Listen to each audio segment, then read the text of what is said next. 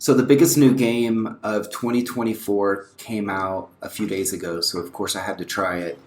And I've been playing it quite a bit. I would say, like, first off, I was a hardcore Age of Empires player growing up. I love picking new civs, and I would play through the campaign.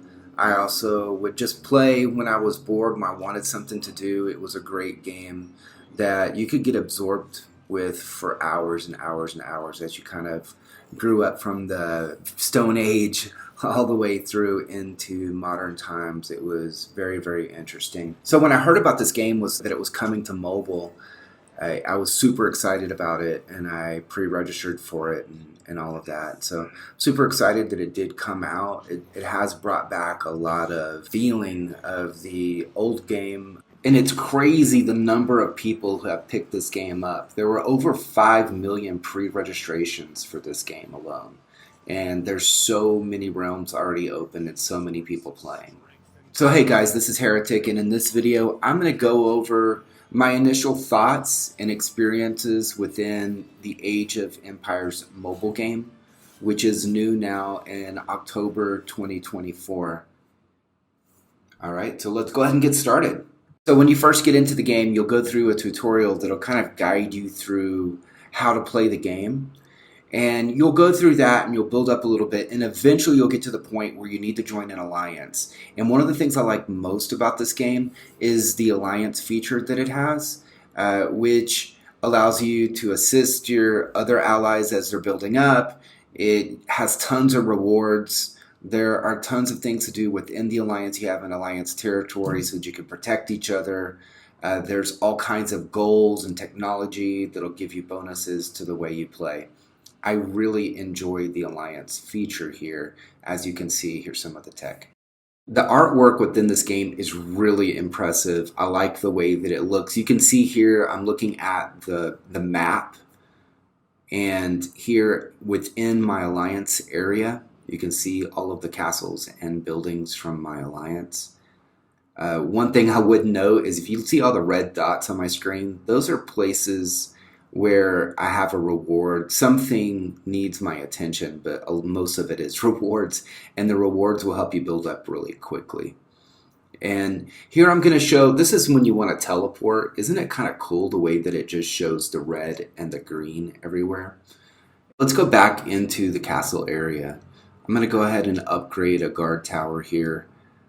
You can use your rewards that you get at the beginning of the game. I haven't need to spend anything so far, and I'm just continuously upgrading my buildings and adding troops and that sort of thing.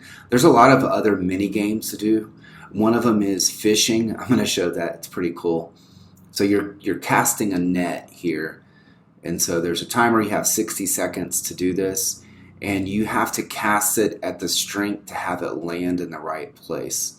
And you can see it's not super easy at first until you get it down, and then it goes a little bit quicker here. I still miss a little bit. Age of Empires Mobile also has a pretty extensive hero system. As you can see here, when you start the game, and as you're building up, you'll get heroes for free. You'll get a lot of them. I haven't spent anything on heroes, and I've been able to level them up, and they're able to do everything that I need them to do right now. And I keep getting new ones from the rewards just from the regular events that I do. But it's a very detailed system. You can level up the hero. You can level up its talents. You can level up its rank. You get additional unit capacity as they're leveled. They all have a backstory, as you can see here. They all have, as you go, you get rewards. You can use the rewards to build them up even more.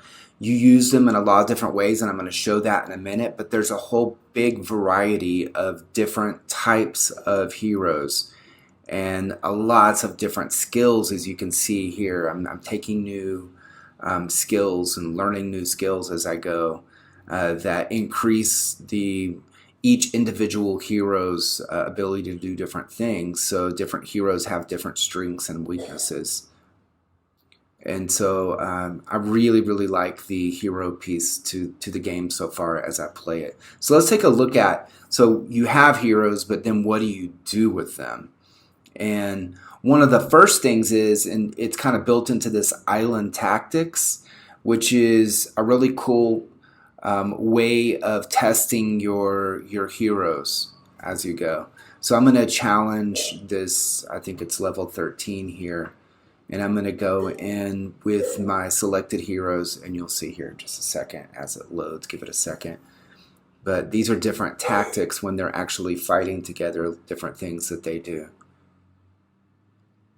And so you can let it run, and you can drag on the right side. You see where it shows each of the profile images of the heroes. You can actually drag those to attack in different ways. So you could have two of them attack one of those enemies, or you can do it different ways. So it's really cool. And again, as in everything here, you get a lot of rewards, and the rewards will help you with everything that you do within the game. You can just keep running this over and over until you lose, or you can just do a couple and then back out, which is what I think I'm going to do here, so I can show you some more things within the game. So let's go ahead and let this one finish, and I'll show you another way that you use your heroes. And again, you're going to use your heroes for fighting against other players, reinforcing your team, that sort of thing. But another way you can use them is over here in the city. And if you look on the top right, you can see the event calendar, the event center, and it's a calendar of events that are happening. So let's do the tribal annihilation, because it's pretty easy. And so I just click, and it finds the tribe to attack. And then I can select the actual hero grouping that I want. On that one, actually, I have two heroes together.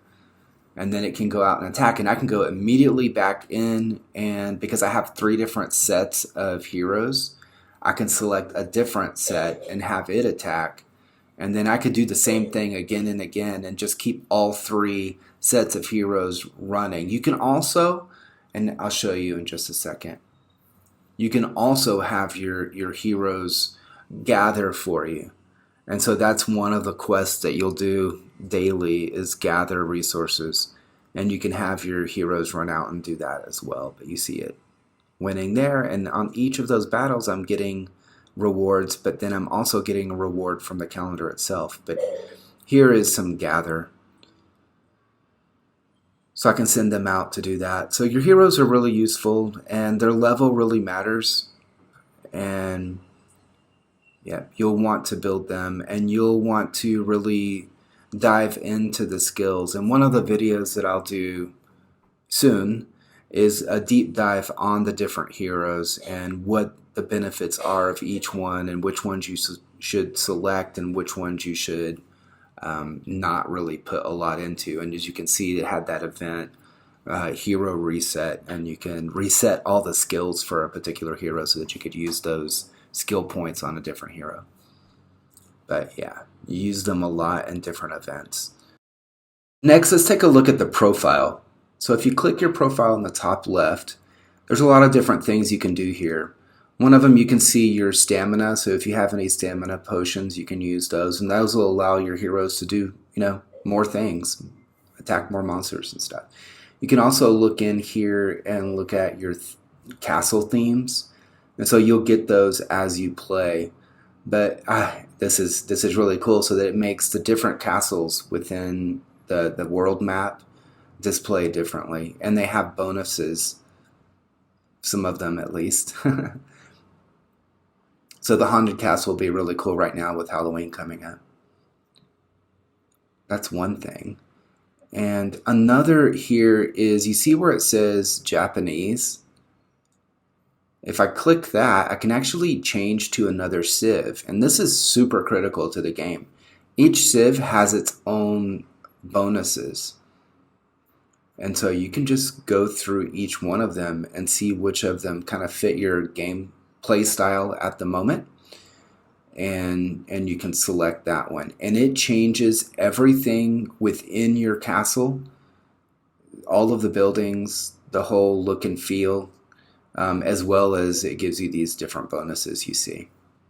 And there's quite a few different civilizations. I'm actually going to pick Japanese because it has a player versus player advantage on it, but because I'm not really attacking players right now, I don't know how useful that is. I could probably use one of the other ones and it would help me grow a little bit faster for now, and then I could just switch over later. But I do like this. Let's try the Chinese and see what that looks like when I select it. And then I just click confirm. And there is a cooldown here, but it's pretty short. So I just selected to change to the Chinese civilization. So as you can see, all of the buildings switch to the Chinese theme, the look and feel. Yeah, it's amazing. The artwork in this is just really cool. So I can select Chinese to go back if I want to go back to the Japanese setup that I had, which I'll go ahead and do now. And then I'll click confirm, and hopefully it allows me to do it and switch back. Let's see what happens. Yep, it's going to allow me to do it. So here we go back into my castle with the Japanese theme. All right, so you can see it changed. All right, one thing that I haven't shown is kind of how you build up your buildings. And so really you just click a building, you go to upgrade, and if you have any prerequisites, they'll be on the bottom right, and you can kind of just follow the flow and update anything that you need to.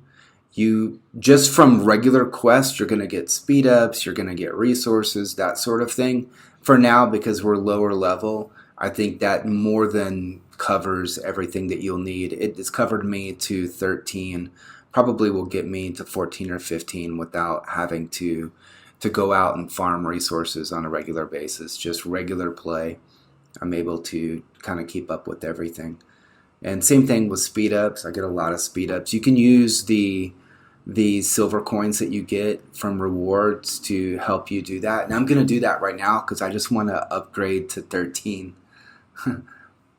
So I'm going to go ahead and just do that all the way through and use up all of my silver coins, and I'm going to be broke.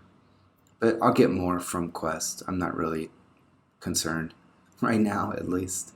All right. So another thing you're going to want to do is you're going to want to keep all of your villagers working.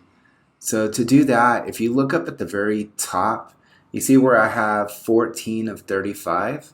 If I go up there and I click that, I can see everything that's occupying my villagers. So I have 35 villagers, but only 13 of them are working.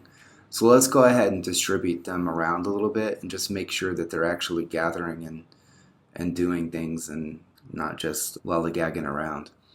All right, so here we go. They're all busy now.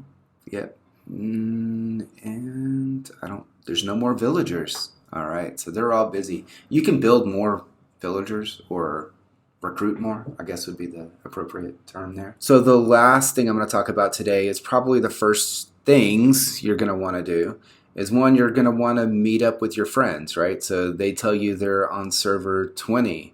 How do you get there? You go into your profile and you go over to characters, and you can go to create and then create a character on the realm or server that they're on. And so, some of these are full because the game's so popular, but you can find a common place to play, pick that one, and then go to create. You can also switch between each of your characters, and I'm going to show you. I'm switching over to my original character on server 20, where my friends weren't, right? So my friends told me, hey, we're on 26. Can you meet us on 26? And I had to kind of figure out how to get there. So let's look at my older character. So this is just showing, you can switch between them. I can go in here, and the next thing I want to show you is this mail. The mail is super important. It's the first thing you're going to want to do is go over to mail and go through each of the tabs at the top that have a red marking and go through and read all. You want to do that because there's rewards at the beginning of the game. If you pre-registered, you get a big reward there. And there's a lot of rewards that you get from completing quests within the game that end up there in your mail. So remember that. So now I'm going to go ahead and switch back to my main character here on 26, on Empire 26. And by the way, you're free to join me there. And I'm going to switch over now and take a look at it. Switching back, it takes a couple minutes. And now I'm back on my main character. And so, as you can see, I have a lot of things to do here, but it's easy to switch. And I hope this helps. I hope to see you in game. Remember, I'm on Empire 26. And with that, take care.